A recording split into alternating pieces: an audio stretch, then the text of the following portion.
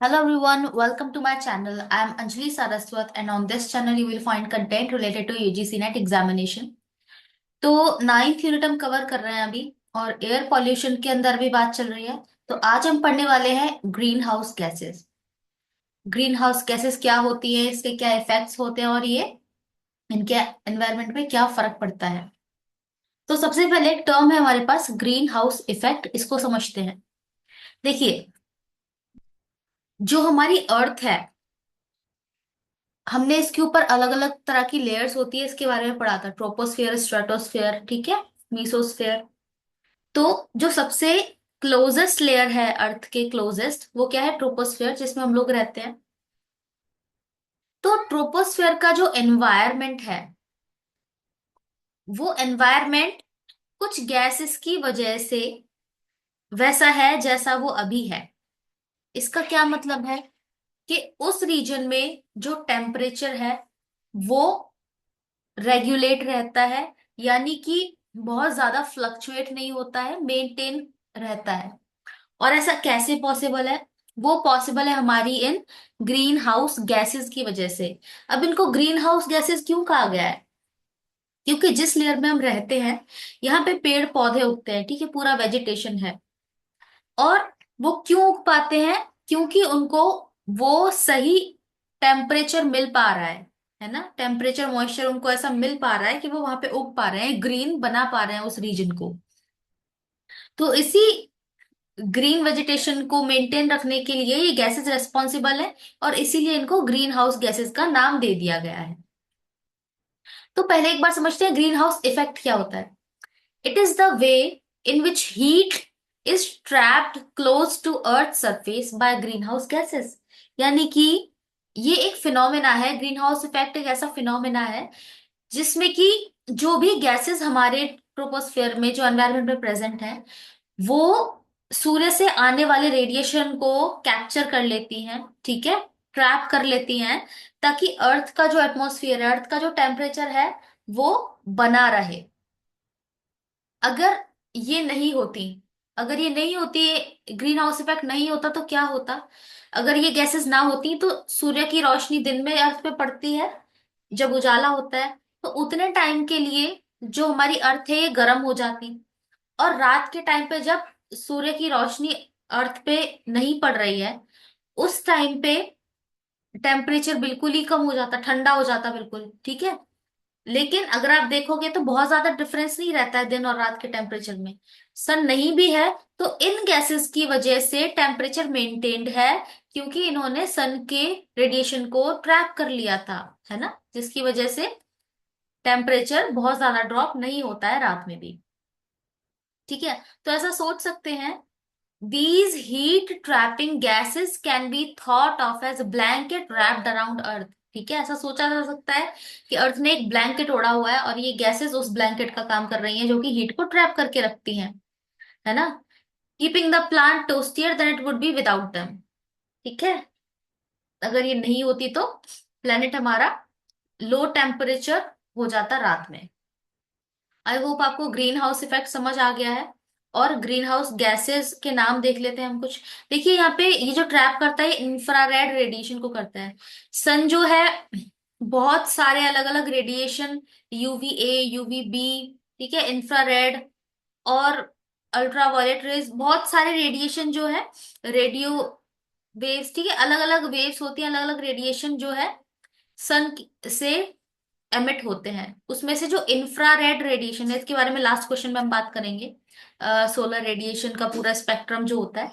तो infrared radiation जो है ये उसको ट्रैप करता है, जिसकी वजह से ये गैसेस अर्थ को वार्म रख पाती है।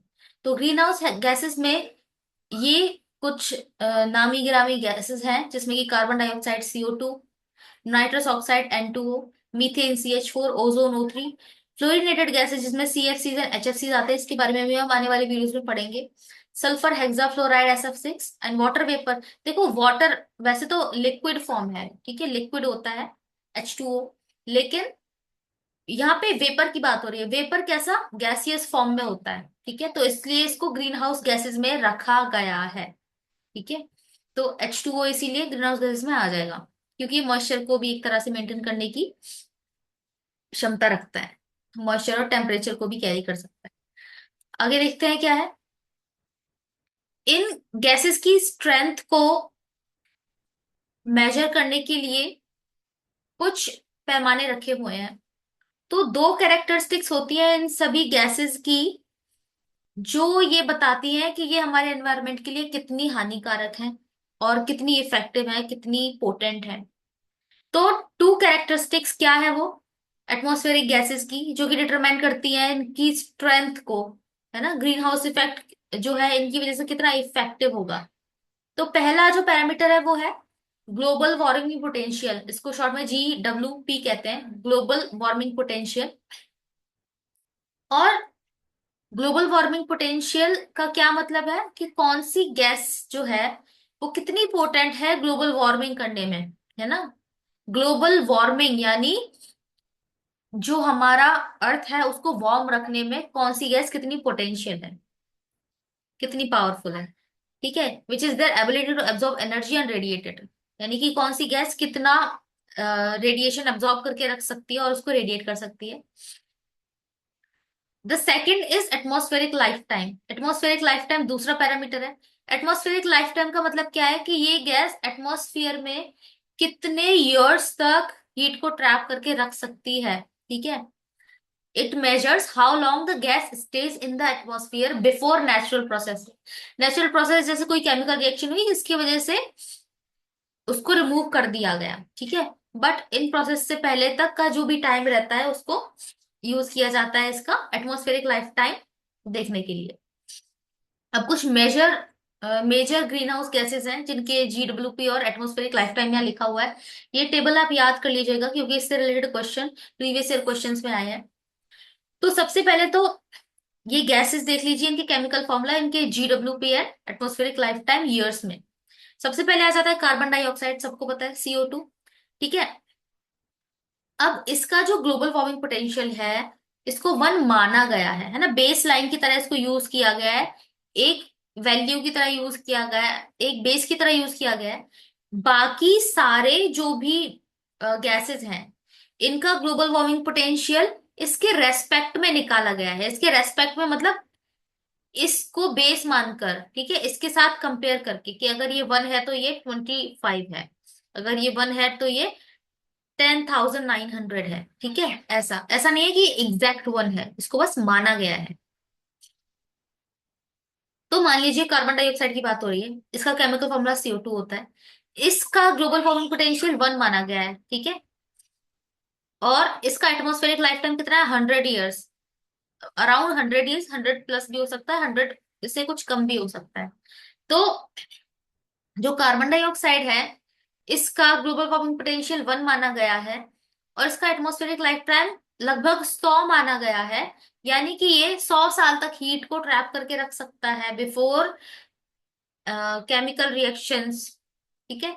इसके बाद मीथेन आ जाता है, इसका फॉर्मूला CH4 है, इसका ग्लोबल वार्मिंग पोटेंशियल 25 से 30 है, यानी कि अगर ये कार्बन डाइऑक्साइड के कंपैरिजन में 25 से 30 गुना ज्यादा पोटेंट है, ग्लोबल वार्मिंग पोटेंशियल इसका 25 से 30 गुना ज्यादा है। और ये कितने टाइम तक हीट को ट्रैप करके रख सकता है, 12 साल तक। तो यहां आप देखेंगे कि एटमॉस्फेरिक लाइफ टाइम गैसेस का लिखा हुआ है और यहाँ पे ग्लोबल वार्मिंग पोटेंशियल, ये आपको लाइन से याद कर लो एक बार इनको, ठीक है। ये यहाँ पे इंक्रीजिंग ऑर्डर में लिखे हुए हैं आपके ग्लोबल वार्मिंग पोटेंशियल। पहले कार्बन डाइऑक्साइड, फिर methane, nitrous oxide, chlorofluorocarbon, CFCs आते हैं इसमें, ठीक है। हाइड्रोफ्लोरोकार्बन ये क्या होते हैं इसको हम डिटेल में पढ़ेंगे, अभी अब आपको सिर्फ इसका नाम याद कर लेना है। तो क्लोरोफ्लोरोकार्बन्स, हाइड्रोफ्लोरोकार्बन्स और परफ्लोरोकार्बन्स है, सल्फर हेक्साफ्लोराइड, ये काफी ज्यादा पॉइजनस गैस है, ठीक है। सल्फर आपका हेक्साफ्लोराइड 23,500 इसका ग्लोबल वार्मिंग पोटेंशियल है। बात यह है कि कार्बन डाइऑक्साइड को ज्यादा खतरनाक माना जाता है क्योंकि ये बहुत ज्यादा अमाउंट में प्रेजेंट है हमारे एनवायरनमेंट में, इसीलिए कार्बन डाइऑक्साइड का जो प्रोडक्शन है इसको कम करने पर जोर दिया जाता है। बाकी ये जो नीचे गैसेस आती जा रही है इनका ग्लोबल वार्मिंग पोटेंशियल ज्यादा है, मतलब ये ज्यादा खतरनाक है, बट इनका अमाउंट जो है हमारे एटमोसफेयर में ये इतना ज्यादा नहीं है, ठीक है। इसीलिए इनको बहुत ज्यादा बड़ा थ्रेट नहीं माना जाता, but still they are very harmful. ठीक है, तो ये आपको याद होना चाहिए। कार्बन डाइऑक्साइड का ग्लोबल वार्मिंग पोटेंशियल सबसे कम है, उसके बाद मीथेन, उसके बाद नाइट्रस ऑक्साइड, फिर क्लोरोफ्लोरोकार्बन्स, फिर हाइड्रोफ्लोरोकार्बन्स, फिर परफ्लोरोकार्बन्स, और फिर सल्फर हेक्साफ्लोराइड। और ये इनके एटमॉस्फेरिक लाइफ टाइम्स है, ये भी आप एक बार देख लीजिए। चलिए आगे बढ़ते हैं। ये आपके आगे questions. Amongst the following greenhouse gases, GHG short में लिखा हुआ है, whose global warming potential GWP is considered as one. अभी हम पढ़कर आए हैं, वन किसका माना जाता है global warming potential, which is considered as one, यानी कि वन माना जाता है, एग्जैक्ट वन नहीं है, माना जाता है। किसका माना जाता है? कार्बन डाइऑक्साइड का। आपका थर्ड ऑप्शन करेक्ट हो जाएगा। Which one of the gases has the maximum global warming potential, इन सभी गैसेस में मैक्सिमम ग्लोबल वार्मिंग पोटेंशियल किसका है? देखिए, मीथेन का है, नाइट्रस ऑक्साइड का है, कार्बन डाइऑक्साइड, या फिर कार्बन मोनोऑक्साइड। देखो, कार्बन मोनोऑक्साइड तो ग्रीन हाउस गैसेस में है ही नहीं, क्योंकि ये डायरेक्टली ग्रीन हाउस इफेक्ट के लिए जिम्मेदार नहीं होता है। ये इनडायरेक्टली ग्रीन हाउस इफेक्ट में अपनी भागीदारी निभाता है। कैसे?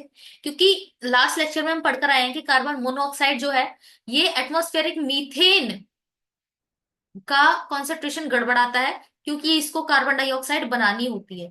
ठीक है, ये कार्बन डाइऑक्साइड बनाता है, जिसकी वजह से मीथेन का कॉन्सेंट्रेशन गड़बड़ हो जाता है, जिसकी वजह से हमारे एटमॉस्फेयर में जो गैसेस का कंसंट्रेशन है वो इम्बैलेंस होता है।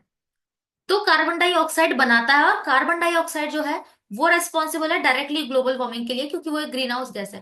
तो कार्बन मोनोऑक्साइड डायरेक्टली इसको अफेक्ट नहीं करता है, इसलिए इसको ग्रीन हाउस गैसेस में नहीं रखा गया है, इसलिए फोर्थ ऑप्शन तो हटा देंगे। अब मीथेन, नाइट्रस ऑक्साइड और कार्बन डाइऑक्साइड में से आपको देखना है कि किसका मैक्सिमम ग्लोबल वार्मिंग पोटेंशियल है। तो कार्बन डाइऑक्साइड का वन था, उसके बाद डायरेक्ट इसके नीचे मीथेन का था, है ना, इसका था 25 to 30। और इन तीनों में सबसे ज्यादा है नाइट्रस ऑक्साइड का, तो इसलिए आपका सेकंड ऑप्शन करेक्ट हो जाएगा। It has a maximum global warming potential among all these gases. What is the correct increasing order of the contribution to the global warming by the following gases? इन तीनों gases में इनका contribution बताना है। कैसे order में? Increasing order में, कि ग्लोबल वार्मिंग में कैसा कंट्रीब्यूशन है इनका, इंक्रीजिंग ऑर्डर में बताना है, कौन सबसे कम कंट्रीब्यूट करता है और कौन सबसे ज्यादा। तो देखिए, अगर ग्लोबल वार्मिंग पोटेंशियल का आप इंडेक्स देखेंगे, सबसे पहले कार्बन डाइऑक्साइड था, फिर मीथेन था, फिर नाइट्रस ऑक्साइड था। तो BAC ये हो गया इंक्रीजिंग ऑर्डर, BAC का है थर्ड, ये आपका थर्ड ऑप्शन करेक्ट हो जाएगा। Which of the following statements are correct in respect to green house gases? Green house gases के बारे में कौन कौन से स्टेटमेंट करेक्ट है? यहाँ पे तीन या चार कोई सही स्टेटमेंट है जिनको आपको सिलेक्ट करना है, बाकी को रिजेक्ट करना है। तो they are generally of light green colour. क्या वो लाइट ग्रीन कलर की होती है? क्या ऐसा कुछ हमने पढ़ा है? नहीं। तो जहां भी ए ऑप्शन आएगा वो आपका गलत हो जाएगा। ए ऑप्शन का है? ए, ये सेकंड, फर्स्ट और फोर्थ में, तो इसलिए आपका थर्ड ऑप्शन करेक्ट हो जाएगा, BCD करेक्ट हो जाएगा। बी क्या है? दे ऑब्जॉर्ब थर्मल रेडिएशन। ठीक है, थर्मल रेडिएशन को ऑब्जॉर्ब करते हैं। और वाटर वेपर भी ग्रीन हाउस गैस है, हम अभी पढ़कर आए हैं, हमने इसको कंसीडर किया as a greenhouse gas, because vapour जो है ये गैसियस फॉर्म में होता है, इट इज नॉट लिक्विड। और डी यानी greenhouse gases cause global warming, ये बात ठीक है। ठीक है, और अमोनिया NH3 हमने पढ़ा नहीं है ग्रीन हाउस गैसेस में, मतलब ये ग्रीन हाउस गैस नहीं है, तो इसीलिए आपका BCD थर्ड ऑप्शन करेक्ट हो जाएगा। ये हमारा लास्ट क्वेश्चन है, I guess. Greenhouse gases absorb radiation energy mostly in which of the following region of the solar spectrum. हम पढ़कर आए हैं अभी, ठीक है, पहले पेज पर ही हमने पढ़ा था। ग्रीन हाउस गैसेस जो है वो सन से निकलने वाले बहुत सारे रेडिएशन से कौन सा स्पेक्ट्रम है जिसको एब्सॉर्ब करती है? X-ray, ultraviolet, infrared, visible. तो देखिए, इंफ्रारेड को एब्सॉर्ब करती है, आपका थर्ड ऑप्शन करेक्ट हो जाएगा। एक बार देख लेते हैं ये होता क्या है। जो सन है इससे बहुत सारे रेडिएशंस निकलते हैं, ठीक है, अलग अलग। और ये रेडिएशंस कैसे? इनकी अलग अलग वेवलेंथ्स होती हैं, ठीक है, और उसी के बेसिस पे इनको अलग अलग नाम दिया गया है। गामा रेज होती हैं, एक्स रेज होती हैं, अल्ट्रावायलेट होती हैं, और ये होता है हमारा विजिबल रीजन। ये वो लाइट से जिसको हम देख पाते हैं, बाकी के जो स्पेक्ट्रम है उसको हम देख नहीं पाते। उसके बाद आता है इंफ्रारेड, फिर माइक्रोवेव और रेडियो वेव। ठीक है, इनकी सबकी वेवलेंथ लिखी हुई है। 10⁻�0, 10⁻², 10⁻², 10⁻⁴, 10⁻14 गामा रेज का है। तो यहाँ पे जो इंफ्रारेड रीजन है, ये वाली जो स्पेक्ट्रम है, इस वाली लाइट को जो है, इस हीट को हमारी ग्रीन हाउस गैसेस अब्सॉर्ब करती है। आई होप आपको क्लियर हो गया होगा। अगर आपको ये वीडियोस पसंद आ रही हैं और अगर आपको इस चैनल पे जो भी कंटेंट है वो अच्छा लग रहा है, तो प्लीज आप इसको सब्सक्राइब करना ना भूलें और बेल आइकन को जरूर प्रेस कीजिए, ताकि मैं जब भी कोई वीडियो पोस्ट करूं आपको उसका नोटिफिकेशन मिल जाए। और इसे अपने फ्रेंड्स के साथ भी शेयर कीजिए, और ज्यादा से ज्यादा लोगों तक पहुंचाइए, ताकि बाकी लोगों की पढ़ाई भी इफेक्टिव हो सके। और अगर आपको लेक्चर पसंद आया तो इसे लाइक जरूर कीजिए। बाकी मिलते हैं नेक्स्ट वीडियो में, तब तक के लिए थैंक यू सो मच।